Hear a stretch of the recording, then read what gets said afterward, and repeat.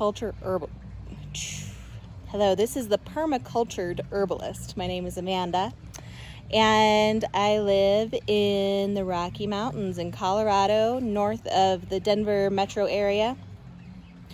And I've been gardening in Colorado for about 8 years.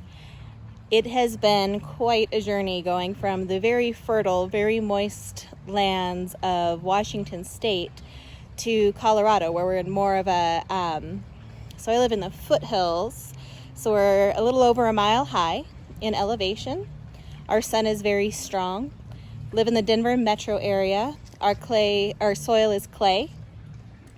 Our topsoil is almost non-existent in my neighborhood. So I live in the suburbs, and I do a ton of gardening. And the reason why I do a ton of gardening, there are two. The first is I am a clinical herbalist, and I love growing the plants that I use to make medicine.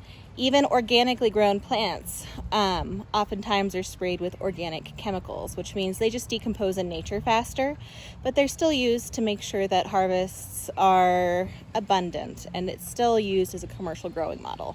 So I try to grow as many of my herbs as I can in a more than organic way.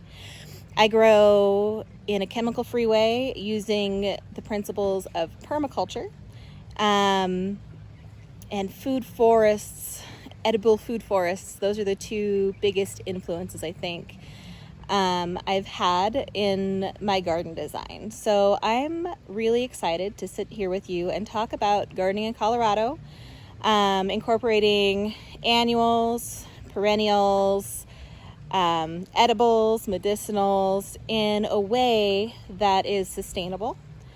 It's something everybody can repeat and do. It's something that gives us a power that most in society don't have, a power over our food supply and a power over what we can use for health and wellness. Now, I'm not one of those herbalists who believes that allopathic medicine has no place in the world. I will say that I came from an allopathic path. I was a cardiology tech for years, and I was planning on being a doctor before I came into this herbal path. And if you want to know more about that, you can check out the other YouTube channel, Natural Herbal Living Magazine. That's my educational herbal channel, and it's a magazine that I've been publishing for years, where we focus on getting to know one herb a month on a really deep level. And if you want to know more about me and my journey from allopathic medicine to herbalism, please join me on that channel, and you can learn more about my health journey, and a ton about herbs. That's where I'll be talking a lot about propagating herbs and making herbal medicines. This channel, we're going to do a lot of gardening, a lot of soil amendments. We're going to be discussing how to propagate herbs, annuals and perennials, how to propagate food, and how to fill in annuals into a perennial food forest. I'm also converting my front yard at this moment into a food forest to match the food forest I have in the side yard. So I will be sharing all of that with you and more, and hopefully this will be a fun little journey. So today I figured I would show you a little bit of the garden I have now, and we would talk a little bit about the different garden designs that I have implemented so far into my landscape. This is my tomato bed. Now this is in a raised bed. I brought in soil 2 years ago, which was a nice, rich, loamy soil, and I've since amended it with compost every fall. And this garden has asparagus, which is a perennial. I've planted asparagus, a few extra crowns of asparagus in here every spring, and this spring I had quite a few take. But asparagus, you don't harvest for at least 3 years while it gets established. So I'm just kind of letting it grow wild. So what do I do with this asparagus bed while it's just setting its rhizomes so that it can give us some good asparagus? I use it as an annual bed too. Tomatoes don't have deep roots. They tend to have pretty shallow roots because they're pretty thirsty. So I have my tomatoes in here this year. Before I put in the tomatoes, I had early spring greens. We had chard and peas and lettuce, but it's August 2nd, 2020 today. And I have tomatoes in here. The only tomatoes I've been able to harvest so far are these beautiful pear tomatoes. I'm not really sure the variety on this one, but they're tasty. I really enjoy them. You can see that flavor of fresh tomatoes in the summer is just so delicious. This is a purple Cherokee tomato plant. You can see this big one is just starting to purple up. Unfortunately, it looks like I overwatered it a little bit and we have a tiny split in the top. So hopefully that ripens and I can use it before any bugs get in there. This one was a volunteer. I think it's a yellow cherry tomato. You can see the chickens got into this. Little pecks here and there, but chickens don't seem to enjoy eating the tomato leaves, so that's good. So this is a bed, which has asparagus in it. There's a little bit of amaranth here. Or arugula, sorry. I grow greens and stuff in here and let it just sprout because the chickens, you can see, raised bed garden with no fence and the chicken coop. Sorry about the mess. So no protection from the chickens and they just free roam around the backyard.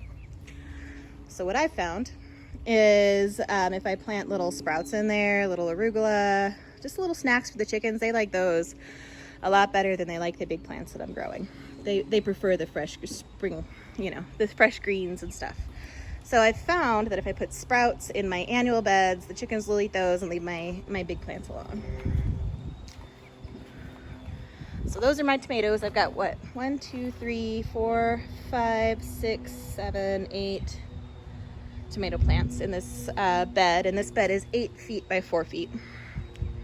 As soon as the fall starts to cool down, we're going to put cattle panels over this and plastic so that we can have a winter garden here. And then the cattle panels in the summer will have sunshade on it and it'll protect this bed from the chickens. We just got the chickens this year. They're COVID chickens. This is actually a perennial bed mostly with herbs. So why did I put perennial herbs in a raised bed? That's kind of silly, Amanda. And the reason is the soil here sucks. It is so bad that I couldn't grow things like nettles, these friends right here, because they need more moisture and nutrition than our soil could allow. So I tried growing nettles for years. Now I know most of you who live places where it's wet and where you get rain, like water falls from the sky, that's the thing that happens there. Nettles are everywhere. They're a weed. You guys, you're swimming in them. Literally, there are YouTube videos of people swimming in nettles. That's nuts. So, I live in Colorado. It's dry here. This is my wet bed, right? So this is my bed of plants that like to get moist. So there's nettles. My little elders there. I don't have the best luck with elders. This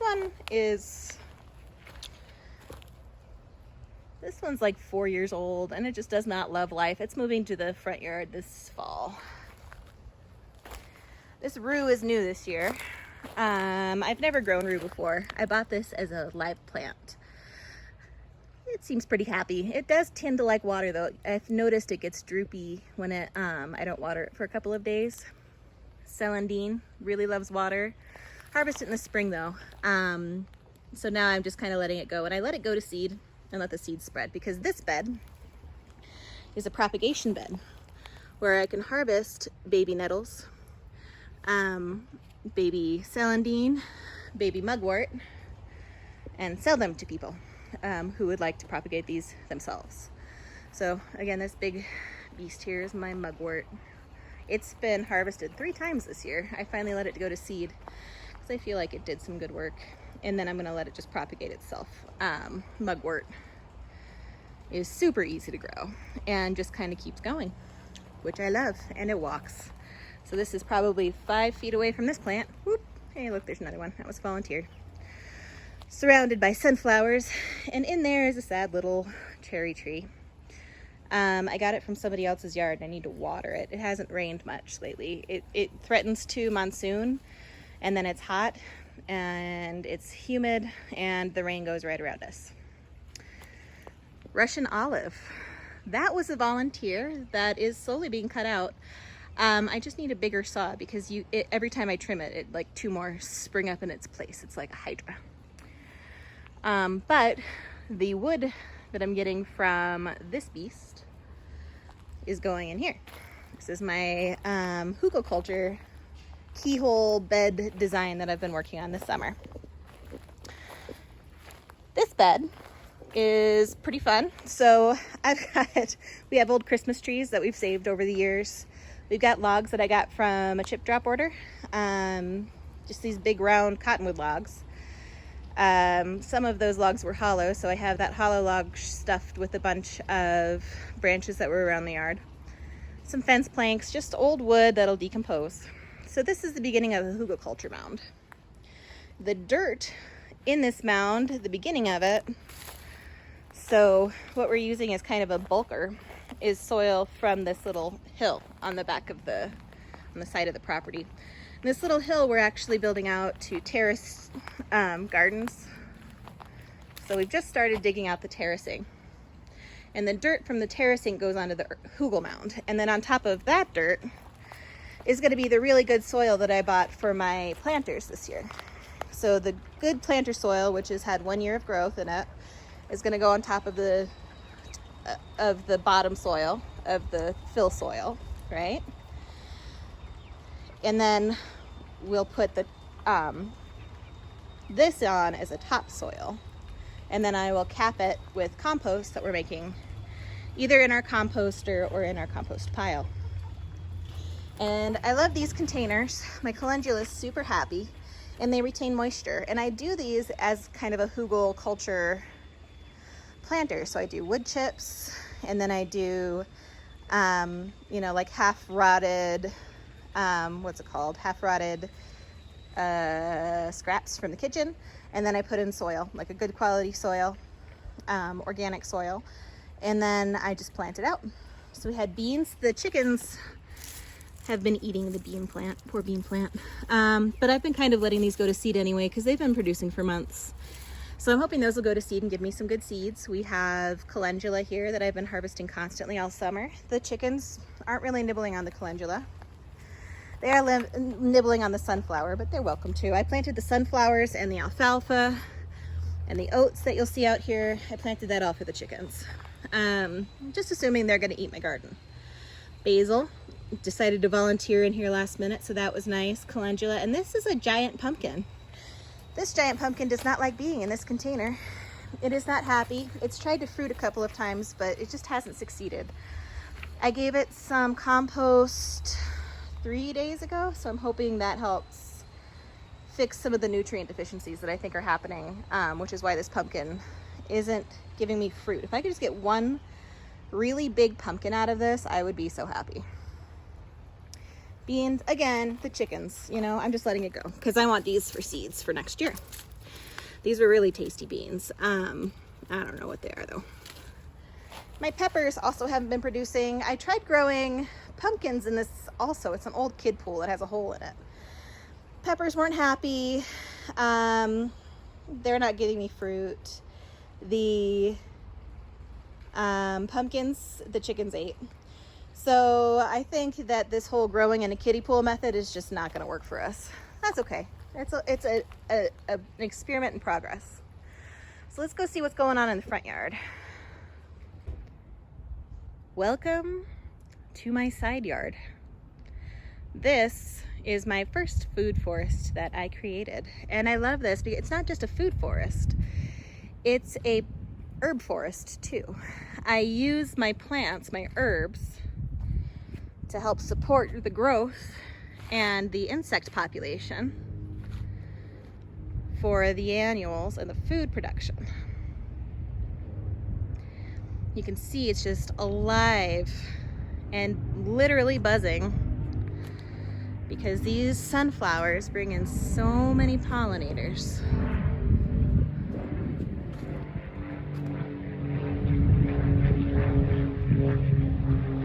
If there wasn't a plane flying overhead, you would hear the bees right now. They're buzzing all around, but that plane is still louder than the bees.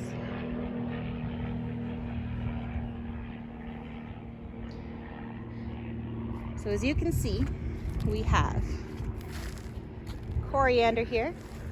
What once was cilantro is now going to seed and turning into coriander. Pie pumpkins all along the front here. And the pie pumpkins are being partially shaded by the sunflowers. In Colorado, where we're at, the sunlight is intense and it is blinding. And the lack of ozone, because we're so high up in the air, makes plants crispy.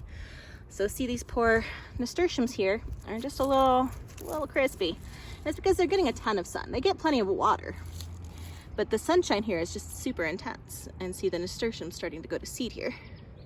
I'll harvest these later. Oops, that came off early. Well, I'll dry that and see if it propagates. So we've got tons of plants in here, and these plants all serve a purpose. The nasturtiums, not only are they beautiful and delicious, you can eat them, they're edible flowers, and I use them as fodder for my bearded dragons and bunny, but they're also a good repellent for bugs that like to eat plants. This is verbena. No, this is vervain. It's a very happy purple flower. Back here we have a ton of lavender. There's actually a row of lavender. It's just buried right now. So the lavender pops early in spring, and I'm getting a second blooming now because it's happy that the sunflowers are shading it. And then we have echinacea, nice big fat bumblebee on the echinacea over there. Motherwort, bees love her too. More pumpkins and calendula. We have catnip as an edging here. Mint. This is peppermint. Marigolds. Chamomile. 3 different types of artemisia. Rocky Mountain bee plant, which I love. It brings the bees in. It's also a legume plant, and so it's a really good nitrogen fixer. So not only do the pollinators love it, but it also fixes nitrogen in the garden and gives us some nice healthy plants. And this is readily reseeding, so if you plant it, just know that you'll never get rid of it. I warned you, but I do love it and it makes me happy. So I let it grow, and then I sell the extra propagates at farmers markets. Let's see, we have strawberries that I forgot to harvest, so I'm going to need to harvest those. See, these nasturtiums are also super happy. Let's see, where are they? Here. These nasturtiums are happy because they're more shaded also. And then we have an apple tree. I transplanted this apple tree. I've actually owned, I think I bought it 6 years ago, and I've gotten apples off of it once. It was in the backyard on that slope, and the slope's like north facing, and so it just wasn't a great place for a tree. So this poor baby got moved to the front yard this year. I pinched off all of the flowers so it could focus on its root growth, and then I pruned a ton on the top, so there's about as much top growth as there is root growth, so it's not too competing for resources. So hopefully that'll be happy next year. We have raspberries underneath. We also have a peach tree over here, and there's raspberries underneath that. Roses. My corn's just starting to go. I have oats and all sorts of fun stuff back there. Growing buckwheat.